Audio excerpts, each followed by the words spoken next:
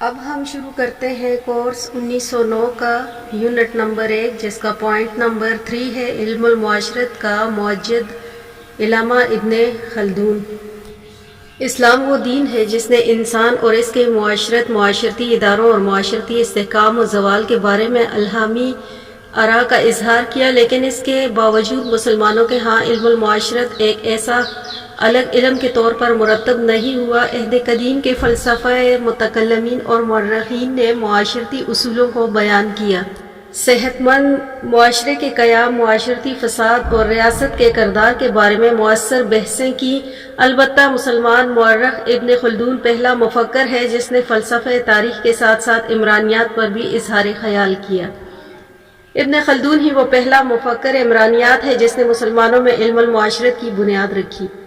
ابن خلدون کے جدہ امجد کا تعلق یمن کے ایک قبیلہ ہجر کی ایک شاخ کندہ سے ہے۔ ایک معروف روایات کے مطابق قبیلہ ہجر کے ایک شخص وائل بن حجرہ حضرت صلی اللہ علیہ وآلہ وسلم کی خدمت اقدس میں حاضر ہو کر مشرف با اسلام ہوئے، اور آپ صلی اللہ علیہ وآلہ وسلم نے وائل بن حجر اور اس کی اولاد کے لیے دعا فرمائی۔ ابن خلدون کی علمی بصیرت کا معتبر حوالہ صحابی رسول صلی اللہ علیہ وآلہ وسلم سے نسبت کا بھی ہے۔ عبد الرحمن ابن خلدون اپنی خود نوشت کتاب العبر میں اپنی تاریخ پیدائش درج کی ہے۔ اس کے مطابق 732 بمطابق 27 مئی 1332 میں تیونس میں پیدا ہوئے۔ ابن خلدون وہ پہلے مسلمان مفکر ہیں جس نے فلسفہ تاریخ اور معاشروں کے مطالعے کی بنیادی اصول متعین کیے اور معاشرتی مطالعے کو ایک مستقل علم قرار دیا۔ مغربی فکریات کی بنیادی خرابی یہ ہے کہ جن مصادر سے استفادہ کرتے ہیں انہیں دفن کرتے ہیں تاکہ ان کا نام و نشان باقی نہ رہے۔ مغربی تہذیب کی ساری علمی اٹھان مسلم علمی روایات کی مرہون منت ہے، لیکن انہوں نے استفادہ کر کے اسے نظر انداز کر دیا۔ تاہم ابن خلدون کو نظر انداز کرنا آسان نہ تھا۔ بالآخر مغرب میں ابن خلدون کے نظریات کو فروغ ملا اور اس پر مطالعات کیے گئے۔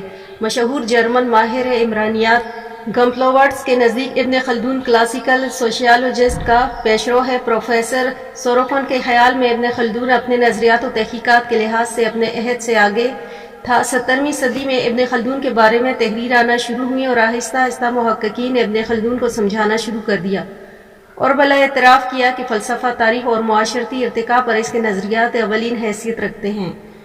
ابن خلدون وہ پہلا شخص ہے جس نے تاریخ کو آزاد سائنس کی حیثیت سے دریافت کیا اور تاریخ کو عمرانی علوم کے حوالے سے معاشرے کو درپیش مسائل تک وسعت دی۔ ابن خلدون نے انسانی معاشرے کے افعال، مسائل اور الجھنوں کے سلجھاؤ کے لیے تجاویز مشاورت مہیا کی۔ ابن خلدون اس سلسلے میں خانہ بدوشوں سے لے کر مذہب و متمدن اقوام، شہروں، ملکوں اور قوموں کے عروج و زوال کا مطالعہ کرتا ہے۔ وہ نہ صرف مطالعہ کرتا ہے بلکہ معاشرتی مسائل کی وجوہات اور اس کا ممکنہ حل بھی بیان کرنے کی صحیح کرتا ہے۔ ان کی تحقیقات کا کمال فن یہ ہے کہ قوموں کی تاریخ کو تدریجی انداز استدلال میں پرکھتا ہے کہ یہ غیر مہذب معاشرہ کیسے تمدنی شاہراہ پر قدم رکھتا ہے، پھر اس معاشرے پر عہد شباب، بڑھاپا اور زوال، ان تمام کو عمیق اور تصریحی انداز میں بیان بھی کرتا ہے، اور ریاست و حکومت، معاشرے کی خصوصیات، تشکیل عناصر، ریاستی اجتماعی رہن سہن، حکمران اور رعایا، معاشرتی مسائل و معاشرہ کا تحفظ، بالآخر اس کی تباہی تک کے موضوعات کو اپنے تبصروں اور ترغیب میں لاتا ہے اور مسائل کا حل بھی پیش کرتا ہے۔ اس بنا پر ابن خلدون کو عمرانیات کا بانی کہا جاتا ہے۔ اصل بات یہ ہے کہ ان سے قبل ان موضوعات پر کسی نے بھی اتنے مضبوط انداز سے بحث و تمہیس نہیں کی اور نہ ہی کوئی تصنیف اس سلسلے میں سامنے آئی ہے۔ اگرچہ قبل ازیں یونانی فلسفیوں نے اس موضوع کو جزوی طور پر موضوع تحریر بنایا، تاہم ان کے ہاں اس مضمون کو کوئی مستقل حیثیت نہیں تھی۔ یہ درست ہے کہ مغرب نے بے پناہ ترقی کی، غالب تہذیب کی حیثیت سے کئی عملی میدانوں میں شاندار کارنامے سر انجام دیے، علم کی نئی شاخیں تشکیل دی اور نئے پہلو تلاش کیے گئے اور نئے افق منکشف ہوئے، لیکن یہ عملی نالائکی، فکری پسماندگی، انسانی ناشکر گزاری اور تہذیبی تنگ نظری ہے کہ آپ کو ان بنیادوں کا ذکر ہی نہیں کرے جن پر آپ نے اپنی پوری عمارت کھڑی کی ہے۔ ابن خلدون وہ پہلے شخص ہیں جس نے علم العمران کی اصطلاح استعمال کی جو بعد میں سوشیولوجی کے طور پر مشہور ہوئی۔ ابن خلدون ہی تھا جس نے عصبیت کی اصطلاح استعمال کی جو جدید عمرانیات میں میں استعمال کی درخائم اور دوسرے ماہرین عمرانیات نے اس پر اپنے نظریات کا تانا بانا بنا ہے۔ ابن خلدون اپنی مشہور کتاب العبر کے مقدمہ میں انسانی معاشروں کی تنظیم، ارتقاء، استحکام اور زوال پر مفصل بحث کرتا ہے۔ اس میں جہاں وہ تاریخ کے جلدیاتی تجزیہ پر بات کرتا ہے اور وہاں جدید علم العمران پر بھی گفتگو کرتا ہے۔